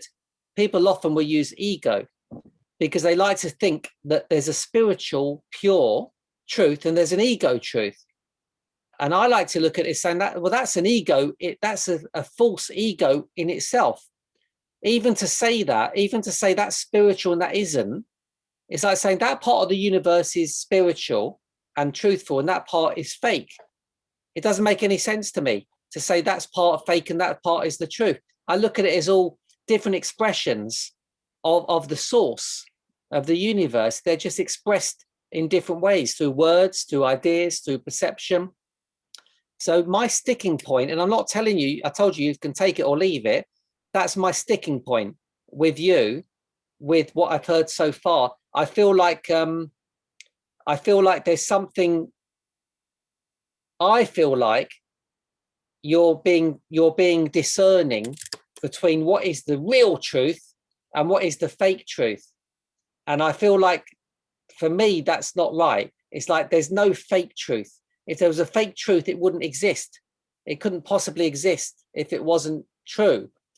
It sounds a bit abstract. Yeah, so let me to clarify something, that if there are like a different variations of truth, yeah, there could be like millions or billions of different truth, yeah, and everything in your opinion is truth. Yes. Yeah. This is yeah. So if this is like that, how we can recognize what really like if we are talking about some kind of event, yeah, which apparently happened but not happened, and we know it was staged, yeah. So from my perspective, the truth is that it should happen like spontaneously, or that was accident or something like that. That will be my truth. But from their truth, which they created this event, it will be like stages of something. And this is truth also from their perspective, because they created, but the concept of it was not truth. Yeah. Maybe, That well, no, hang on. That's you're deciding that. It's not truth. You don't, how do you know? How do you know for sure where it's coming from? How do you know COVID, for example, isn't coming from a place of truth? How do you know that? Only because of our perception. We've decided it's a lie. And I'm not saying it's not a lie, because I believe everything's truth. So I believe there's a truth in everything. There's a truth in that it's bad, and there's a truth that there's good. Like in Frida, I'm always saying that there's good and bad, but we tend to see one or the other, or more of one and less of the other, because we tend to want to, that's what we tend to go into for many reasons. But what if there's a truth? That's right. In COVID, what happened? What if there's a good? What happens in the future when we look back and we see that actually it worked out? The plan, this whole thing, whether those people did it as a lie or fake or try to manipulate, what if it actually still all ended up somehow, perfect? Mhm. It's only our perception that we decide that's not right or that shouldn't be. I mean, an example would be, some people say to me, some people would say, oh, the government shouldn't be this or shouldn't be that, or if I was in charge, and like, I see something different. I see those people, if they were in charge, it'd be even worse. Some of these spiritual friends of mine, it'd be even worse. But, it's very easy to look at something from a viewpoint when we're not in it, for different viewpoints. So, and I'm not backing, I've got my own viewpoints, of course. But what I feel like is that if I can embody all of them as truth, that sets me free. I've got no barrier. I'm fully accepting. I'm saying that's, it doesn't mean that doesn't decide what action I'm going to take. My action might determine something different, because if someone's hitting my child, right, and they've got a good reason, and they say, I'm hitting your child because he's been bad, I'm not going to say he's lying. I'll say, okay, that's the truth. But I will probably take a bat out and batter the person, to stop him hitting my child, because that's my truth. I'm not saying he's a liar. I'm saying that there's all truth, your truth and my truth. It sets me free. I'm not going to sit there saying you're lying. You shouldn't do that. I'm saying, no, that's your truth. That's a truth. If you feel like you need to do that, that's a truth. But I'm going to batter you over with my frying pan before you can do that. That's my truth. It's an abstract concept, sometimes truth. And Osho talks about it in some of his talks, contradiction, the word contradiction. And he does this lovely talk, and he explains that contradiction is the biggest enemy of our life, of our mind, because everything is a contradiction. You can't, you love that, but you hate it. How can you love and hate it at the same time? How can you be nice to somebody and horrible at the same time? And that's what his conversations about. We live in a world of contradiction. We're always contradicting. We're always taking sides. We're saying, well, if I've got to do this because I don't like that, or I've got to do this because for whatever reason, and we're trying to justify constantly. And he said, when we understand that the world is a contradiction, we don't get stuck on any viewpoint, because every viewpoint, if you have one viewpoint, it will contradict another one. If you say that's nice, you're contradicting the horribleness of it. Or if someone's kind, you're contradicting. They might not be kind always. They might be nice to you and horrible to someone else, and you think they're just nice. There's always a contradiction. So with viewpoints, it's like, just accept them, each viewpoint in its own right. Even opposite viewpoints that don't agree with each other. That's the mind constantly trying to fight another viewpoint. What happens if you had all the viewpoints?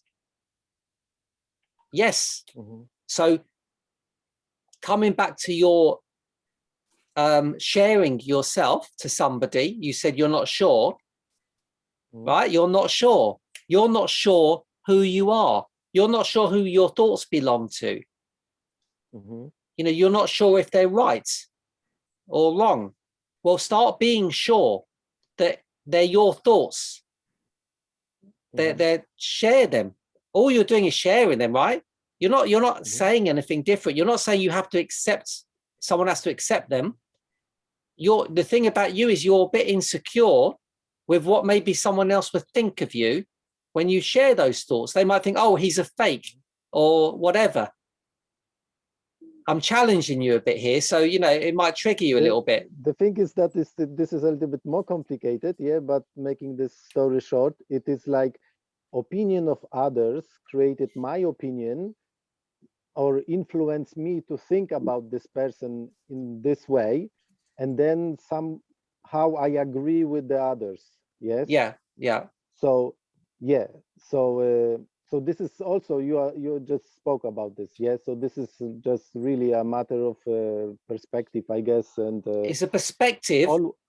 always that there's a truth, and there is deep truth, and deep and deep and deep, and it's Right, yeah, exactly. And what it is there's a truth within everything. The source of the universe is within everything. So whatever words you come out with, acknowledge that there's the sources within those words. That's what you're putting out there, actually, is the truth of the universe. When my daughter used to say she hates me, she didn't hate me. She was expressing the universe with her feelings. She was expressing them through words because she never had any other words that could resonate with her, those feelings. She used some words. Who cares? I didn't care what words they were because I just felt her through those. I felt her through those words. The words had no meaning to me. I didn't care what they meant, like in a dictionary. I felt her through those, through the words. I said, wow, I can really feel you. That's you. I can feel you. Who cares about the words? We can't all have the right words to use. That's when we're getting stuck in words. So, and I know what you're saying, because what you're worried about is you'll say something and it will cause a problem, a conflict, and an argument because you've used the wrong words. Yeah, or simply maybe because I am in this moment, in this situation, not really using my judgments, but also others. Yeah, and eventually it wouldn't be truth, but I will speak it. Yeah, so I will carry like more responsibility because of someone get this idea. Yeah, no. What it is if you tell me something, okay, and I agree with it or whatever, and you told me something, who does that comment or belief or viewpoint belong to, you or me? Yeah, I understand it belongs to me. Yeah, because I eventually agreed, so to say. Yes. Yeah, it doesn't matter. It belongs to you. Yeah. Yes. Yeah. It's yours. It's not that person's anymore. Mhm. It doesn't belong to them. It belongs to you. That thought in your head belongs to you. Mhm. Meaning it's yours. You've created it. Are you saying that's not the truth because you've created something, a lie? I don't know. I'm just saying. It's like, you know, maybe you're a lie. There's a part of you that's just not the truth. Is there any cell in your body that's not the truth? That's a lie, a fake. It's being fake. It's pretending to be a part of your body. Mhm. And you could say that about your thoughts. Is any thought in your head pretending to be fake? No, you might think it's fake because you've got this idea that those words might be fake, but they're not fake. They're your words, meaning they're you. It doesn't make any. So it's like I said, it's a complex conversation we're having here, and it's a bit abstract. But I just want you to have a good think about that. And I think there's a part of your shadow, because we're doing shadow work, that's a little bit resistant. Also with that, you know, like there's a shadow in there. Maybe it's your ego, your shadow ego that's actually wants to come out. And it's like there's another part of you that's the righteous part of you that's saying you can't come out. You know, you're an ego. You're not real. You're not part of me.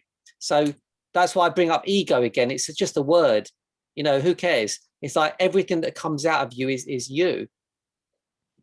Yeah, maybe a good exercise, if you don't mind me saying, is to write things down. I mean, not like publicly, just write your ideas down for you to look at them, so at least you get them out of you. And then you can see, because we think everything is Facebook, everything have to be public. No, it doesn't. It can be on paper for you, and then you see it for yourself. That's true. Yeah, just have a look at it written down, your ideas, instead of, so you getting it out of your head into your hand and you write it down, and it just you know, so it's not blocked up in your brain. Yeah, that's a good idea to right. test it. Yeah, you can test it. Test it. But you know, I've done, to give you some example, you know, I shared something with somebody a few weeks ago. It was my truth. It's always my truth. You know, that's the thing. Everything I say is my truth. So you know, I said something and someone didn't like it, and we had an argument about it. But guess what? It went deep. You know, we got somewhere with that conversation. That argument went somewhere deeper that we wouldn't have got to. We got to more truth going through that argument. So it leaded, you know, if I didn't speak my mind, you know, I could have easily not said anything because it would upset that person. I knew it. I could keep quiet. But, you know, it was on my mind. I didn't judge myself. I didn't think, is this the right thing to say or the wrong? It's just sharing my viewpoint, right? They didn't like it. We had this, not argument, but they kind of argued with me, and we had a phone call, and we went deeper into our relationship, into knowing each other, into knowing, finding things out about each other, me as well, about myself. And it was amazing. So that's also beautiful. You know, it led somewhere. So I don't question myself too much, because if I question myself, is this the right thing or the truth? I wouldn't say probably anything. Half the things I wouldn't say. But I've learned that those things that I used to think was my ego is not. That is the whole trap. So when people talk about ego, I get a bit kind of, I laugh now. It's like it's just an idea. It's just another stupid idea people are using to control others. Oh, I'm spiritual, you've got an ego. Hey, everyone agree with me. And they then decide what an ego is and say, those people have all got egos. Look, they're saying those words, they're using those words. That means they've got an ego. That means they're not spiritual. That means they're lying. It's all a mind game. It's like just be you, and embrace yourself as the truth. Everything that comes into your head, through your mouth, in your feeling is your truth. It has to be. It can't be anything else. But it's hard to, and if you start to play with your head, it's hard to understand that. But anyway, that's good. That's a little challenge. I'm looking forward to next week, see what happens. But I think I triggered you because I said to you, what could you do in your life? Why don't you humor me? Even if you don't do it, what were you thinking you could do? What was going through your mind in that moment where you thought, oh no, I might not do that? You mean like a challenge or something? Yeah, because I said to you, something in your life right now that you could go and put, something that you could prove to yourself that you're just going to share yourself. That's what you said, just share myself, my thoughts or my opinion. Yes. And then you kind of started then coming away from it a bit, not sure, you're doubting it. But go on, what was it? Yeah, so so I think because I can't, I mean, what is preventing me from saying anything to this person? I don't know, come back. I don't want a whole discussion. Yeah. What was it you were thinking of doing, sharing with that person?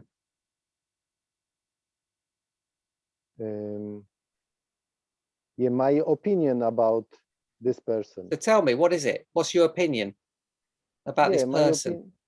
Yeah,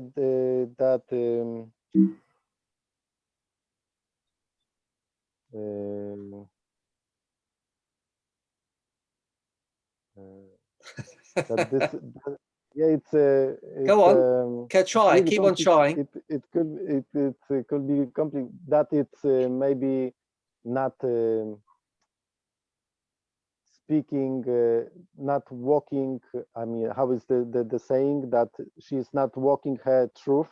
Yeah, that is speaking about stuff, but actually doing many things which are not according to her views, official views, so to say. Yeah, and that this person likes to control people.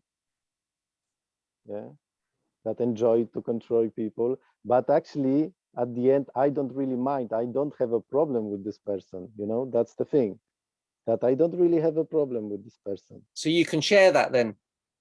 Yeah, I mean, I know that others have, and they are really like struggling with that.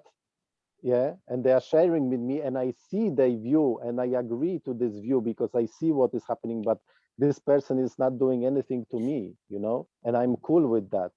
Actually, I'm okay with that. Lovely. Okay. What this person is doing. So that's okay. So you shouldn't have a problem sharing that with this person.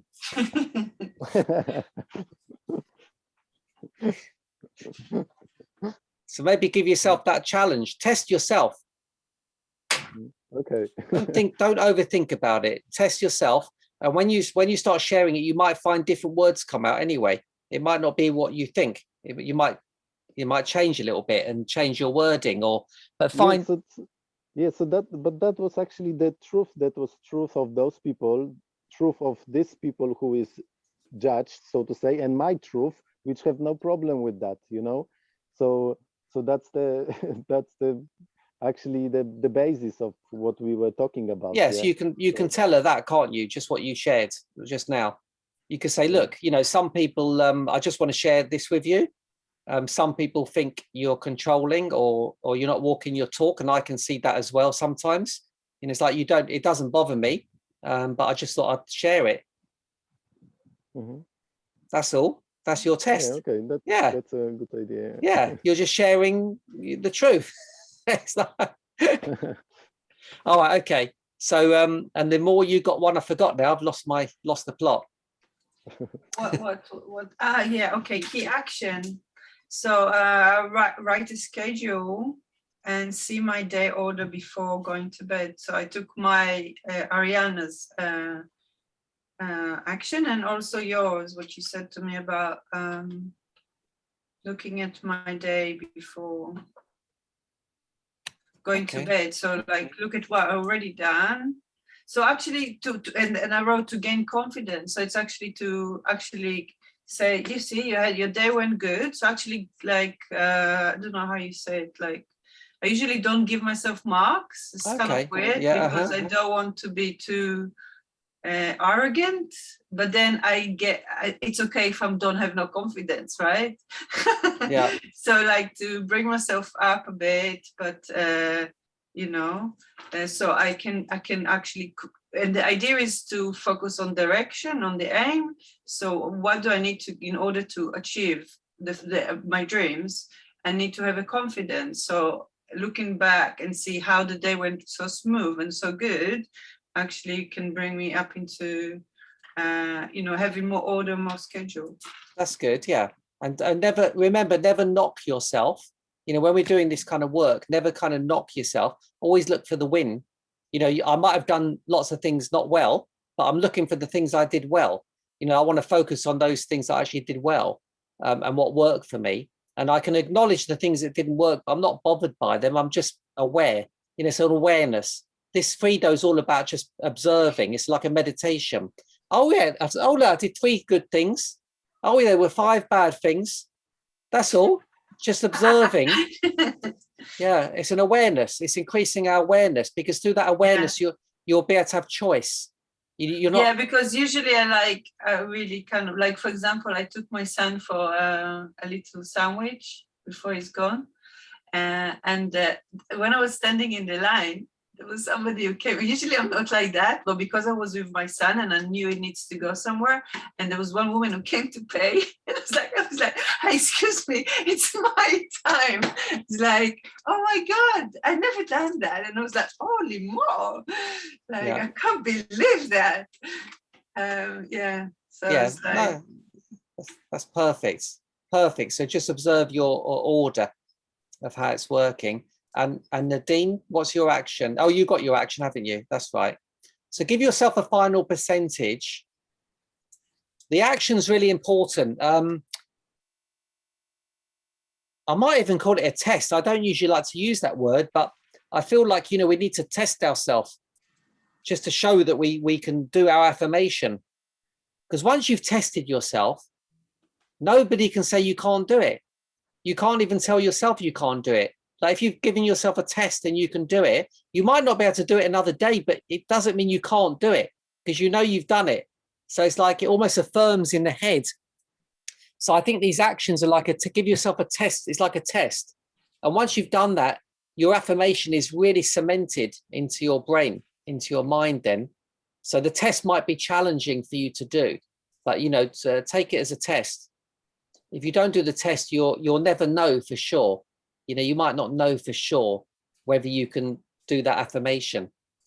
Okay, so give yourself a final percentage where you feel you are with your symbol. Is it the same as you started? Is it different? Do you feel like you know or feel more about your word? Is it, yeah, it could be less or more or the same. Find your own truth. That's the only thing that matters is your truth.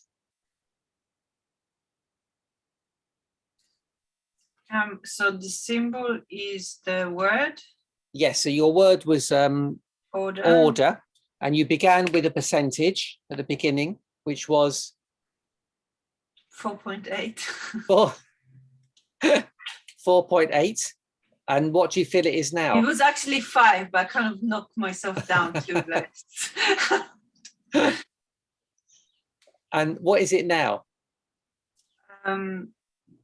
Well, and I didn't do anything. I was just sitting talking to you. I I'm- still got the whole house. What do you mean?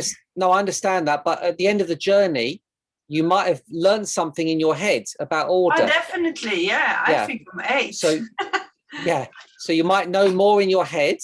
And sometimes people feel something in their body as well. Sometimes they feel like some kind of little shift in their body. Test your body. That's why I always say test the body. Okay. Because you haven't done it in your life yet, your mind might be saying, I haven't learned anything, but test it for yourself because you might be surprised what your body now knows. Definitely 7.8. Have you tried, did you try 8 then? Yeah, I did try 8. It's more like 8 than 7. But yeah, I just 7.8 I you just feel. knocked 2 Yeah. more just to That's great. I mean, that's almost to be double. ignorance. That's almost double. Arrogance. That's Yeah, great. double, yeah. Yeah, well, that's good. Double. And magic?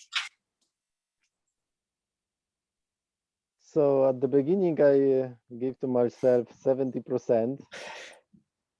And now I think I can even give myself 95, I think. Still, I have this 5% for the test, this small, but yeah, I think I'm quite close. That's nice. That's nice.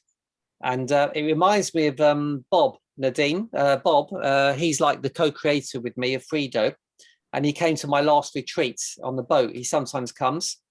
And he did quite a nice thing where he was kind of giving an example. Like if he says like, I hate you, he said, you can just say it. He said, you don't have to have it's just a feeling. It's just, you can just say it. It's your, you know, it's how you feel. And it's like, you could just say, you know, I hate you. You don't have to give it any kind of weird idea of what it is. You're just being yourself. And he said, and he was trying to get us to do this kind of idea. And it was quite nice actually, because it's like, just express, even if it's a bad thought, you don't have to go, oh, I hate you. You know, it's like this. I just don't like you. You know, I'm just not feeling it. You know, you're making me feel uncomfortable. You know, you could say it in a nice way. It's just being you. just reminded me anyway. He took us through this exercise. It was very empowering. So Nadine. I started with 55 and now I'm on 75. Okay, cool. So we'll just finish off now. We'll just go round and say goodbye. So you can do anything you want to. You can either just nothing, or you can say something you want to share. So we'll just go around. We'll start with Magic. You can do your final share. Yeah. So thank you for your time, Gary. It was, as always, was really good, and I'm happy that we have new students here also. And it's you use like a name in your exercise, Ariana. Did you use Ariana, the name? This is the name of my daughter. Oh, Yeah. Yeah. Wow. Yeah. Yeah, she's my hero, your daughter. Yeah. Yeah. So yes, it was nice to meet you, and hopefully we will see all of us again here in this group. Yeah. So I enjoyed very much today's session, and yeah, have a good day, guys. I will go to bed now, and yeah, yeah. see you next week. Nice one, Magic. God bless. That's lovely. And Limor? Yeah. So yeah, it was really good. I experienced rain during this, and I'm sure there was a rainbow because it was sunny. And when you was talking about all this kind of duality, like what is truth, and so I actually experienced that it can be both ways. So the truth is not just, oh, was it raining? No, it was sunny. No, it was raining. No, it was a rainbow. No, I don't know. It was all of them. So all of it was truth, you know, it was raining and it was sunny, and there was probably a rainbow. So and the rainbow is like all the colors, and there's not just one color. It's just like, am I sad? Am I angry? Or am I jealous? And I'm happy? And sometimes it's all of them at the same time. It's overwhelming kind of experience, and it's all true.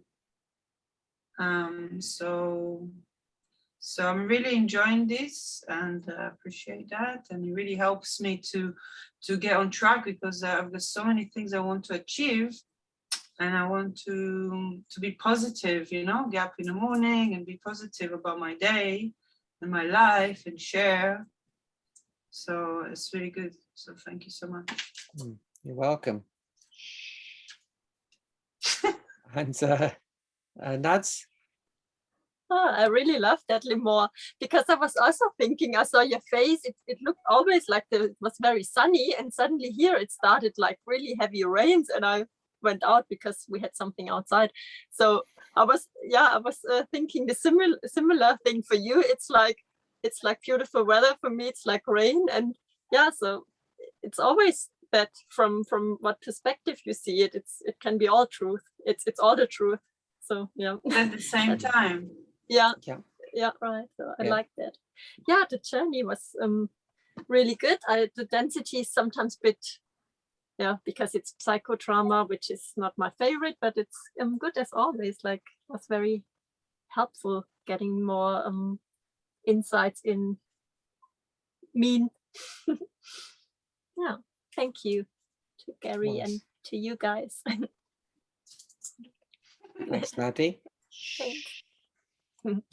That was great. Okay, so it's an amazing journey. The Frido journey is it can be very abstract, but it can be very logical as well. So you'll find through different journeys they make. So some people they're very logical, other people they become very abstract, because they're all good. Because they get us to go into different parts of our kind of brain and our mind, and even I would say our soul, and we're going into different parts of ourself. Like Bob said at the last retreat, he was saying, imagine you've got a mind, a body, and a soul, right? They all belong to you. You're the you, and you have a mind, a body, and a soul. And it's like you can look through those different viewpoints. You can go into your soul, you can go into your body, and go into your mind. And at different points, you're looking through those different viewpoints from the mind, from the body, from the soul. And that's how he kind of explained it. And it's quite interesting. And he said, separate, just be, it's like, come back to you. Like everything in your soul, even spirit, even the universe actually belongs to you. That's how he would explain it. He said, go back to the you, who you are. You're the creator of everything in your experience. But again, that's a complex idea, but quite powerful.